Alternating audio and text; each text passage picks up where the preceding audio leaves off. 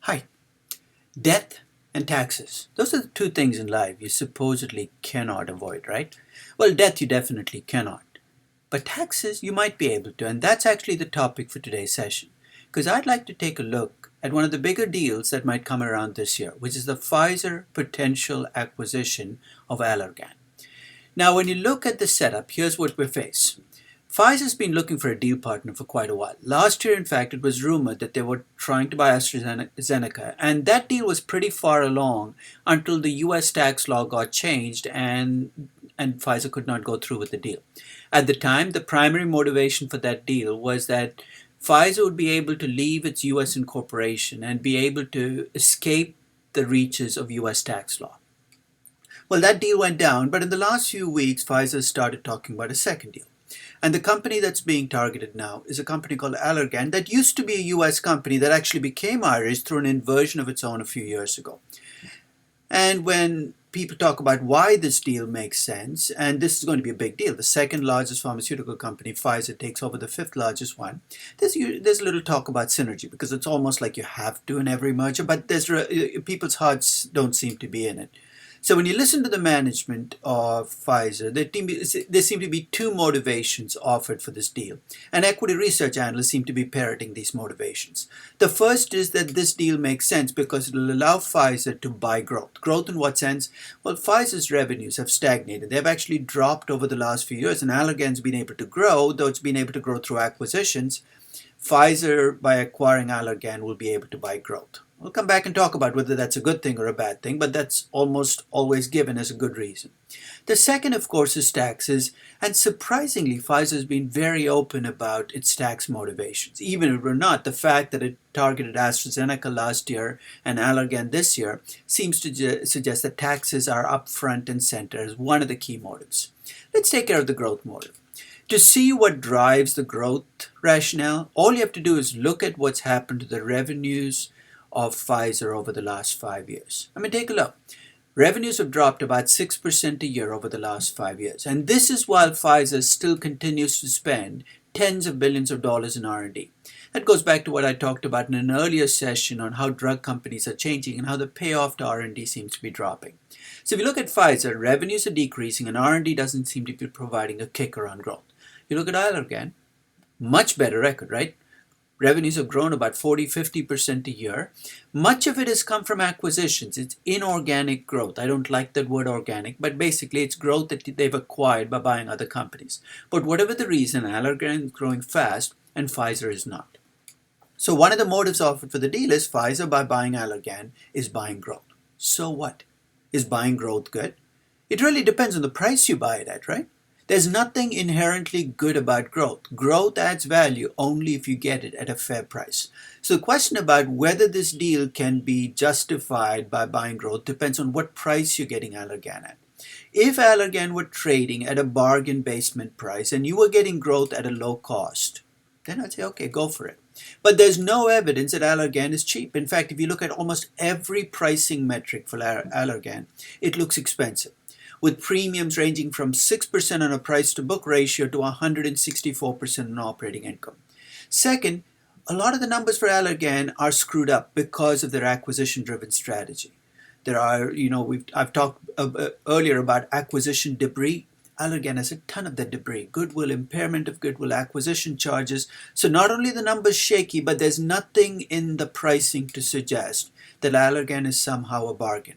The only thing that I've heard analysts say is that its stock price is down, but so is the stock price for almost every drug company. That's neither here nor there. So at least looking at the pricing of Allergan and how they've got their growth, there's nothing here that suggests to me that you're somehow getting growth at a bargain. So let's cut to the chase and let's look at the tax motive. Ian Reid, who's the CEO of Pfizer, has been extremely open about the fact that one of the big reasons for this acquisition is that the US tax law is putting Pfizer at a tax disadvantage. And by switching away from US incorporation, therefore, that tax disadvantage will disappear. And the fact that they've targeted two very different companies, AstraZeneca and Allergan, over the last 2 years with only one thing in common. They both allow Pfizer to leave US incorporation, suggests to me that this is in fact the key reason. To understand the rationale, because there's a lot of misunderstanding about what exactly this does, Now, this being the inversion of moving Pfizer from a US incorporation to another one, let's take a look at what I call the trifecta of US tax law. This is the bad trifecta, the trifecta that causes corporations their heartburn. The first is the US now has the highest marginal corporate tax rate in the world at 40%. It's actually 35% at the federal level, but you add state and local taxes, it works out about 40%. The US corporate tax rate has been relatively unchanged over the last 40 years. You're saying, what happened? The rest of the world changed. In 1981, a 40% tax rate would have put US right in the middle of the distribution. There were lots of companies with higher corporate tax rates. Now it puts them at the very top. So that's the first problem with US tax law, is the high corporate tax rate. The second is the US is one of 6 countries now out of 162 that taxes companies on their global income. What does that mean? If you're a US company that gets 60% of your income in the US and 40% outside, the US taxes you on the 60% of the US at the US tax rate, which makes sense, but on the 40% outside the US, not only do you have to pay the local tax, whatever that is, 15, 20, 25%, you have to pay the differential to get you up to the US tax rate. And here's the third part of the trifecta. That differential tax does not kick in till the company repatriates income back to the US. Now think about this. If you're writing tax law, this is dumb and dumber. If you put in this code, you know exactly what's going to happen. You tell me as a multinational that if I make money abroad, you're going to tax me an extra amount but only when I bring it back. Guess what I'm going to do? I'm not going to bring it back. That is at the core of what we talk about as trap cash. This is earnings that global U.S. companies, which have global revenues, this is income that they've earned overseas that they cannot bring back. It's trapped because if they bring it back, they have to pay the differential tax rate. You think, how much can that be? For a company like Apple, which can have $100 billion plus in trapped cash, this could be $15 to $20 billion in additional taxes. So U.S. companies essentially keep their income abroad because bringing the income back is going to tax you at that extra rate. You're saying, what's inversion going to do for me? It's going to do 2 things. The first is the minute you leave the U.S. incorporation, you become a Canadian company or a British company. The income you generate outside your country gets taxed at the local tax rate, whatever that is, but you don't have to pay the differential tax. So it frees your foreign income from that additional tax. Second, almost instantaneously, all the trapped cash you have becomes untrapped because you can remember that if you have trapped cash near a U.S. company, you cannot use it to pay dividends, you cannot use it to buy back stock, you cannot use it to make investments in the U.S. So now that you've untrapped it, you can do whatever you want with the cash. So if you think about those 2 rationale, the types of companies that would gain the most from leaving U.S. tax coverage are companies that are profitable. If you're money losing, who cares what tax code you're covered under? Are money making companies that have a significant portion of their revenues outside the US. So let's look to see whether Pfizer fits the bill. If you look at the revenues that Pfizer makes and you break them down into US and non-US portions, this is a graph that looks at what's happened over the last 25 years. No surprises. The US portion, or the last 20 years, the US portion has dropped from about 60% down to less than 40%. The global portion has increased to more than 60%. The Pfizer is increasingly a global corporation, and it makes a lot of money. So it fits the characteristics for making an inversion, right? In fact, if you look at one way to think about the benefits of inversion for Pfizer is to look at the weighted average marginal tax rate that Pfizer would have today if it were taxed on a regional basis, which is how 156 other countries around the world tax them. Their marginal tax rate weighted across the regions would be about 30 point something percent, 30.68%. That would be a weighted average of the tax rates. The penalty that Pfizer faces right now is if they followed US tax law to the last letter, they would be paying 40% on all of their income. That's an extra 8.32% in taxes, or 9.32% in taxes they're paying for being a US company. So I decided to look at 3 possible tax scenarios for Pfizer. I'm going to give them some names just to render them different. The first is what I'm going to call patriot games. In other words, let's assume that Pfizer listens to the patriotic call and says, look, we're going to be patriotic US companies. We're going to pay the 40% tax rate, not just on future income or whatever we make globally, but we're going to bring back our trapped cash and pay the pay the tax immediately. If you assume no change in the tax law, here's what's going to happen. They're going to have a 40% tax rate on the cost of debt. That's going to help them.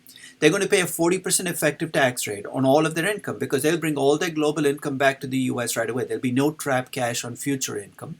And third, their effective tax rate in perpetuity will continue to be 40%. All the trapped cash will have to get returned immediately and they have to pay the differential taxes today.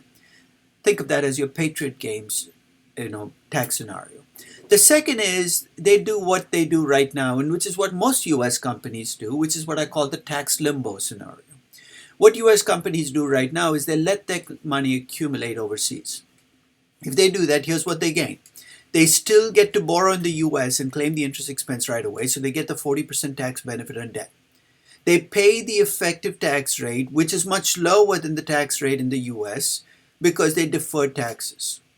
In this case, I'm going to assume that they deferred taxes until the end of year 10.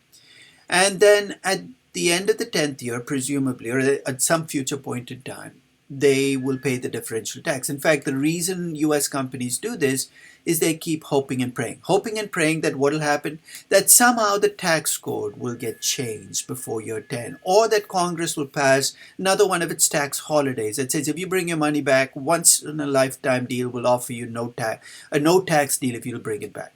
It's happened before, and why would you blame companies for trying it out? So if you assume that taxes will go down in the future or that you don't have to pay taxes, this tax limbo scenario makes sense. But in the case of Pfizer, in the tax limbo scenario, I give them a 40% tax rate for the cost of debt. I give them a 23.45% effective tax rate, which is their current effective tax rate. And I assume that the deferred taxes that they build up, they will have to pay taxes in year 10. And after year 10, they'll pay a 40% tax rate. This is a little pessimistic in many ways because I'm assuming that US tax code will not change. But given how slowly US tax code changes, that might not be a bad assumption. Then there's a third scenario, which I call the Go Irish scenario, where they invert. What will happen then is their marginal tax rate will drop to 40%. Their effective tax rate will stay the effective tax rate. But their effective tax rate in stable growth, instead of moving to the US tax rate, will move to the weighted average of the tax rates in the regions of the world they operate, 30.68%. The trapped cash gets untrapped, so there's no taxes due. I value the company under each of these scenarios.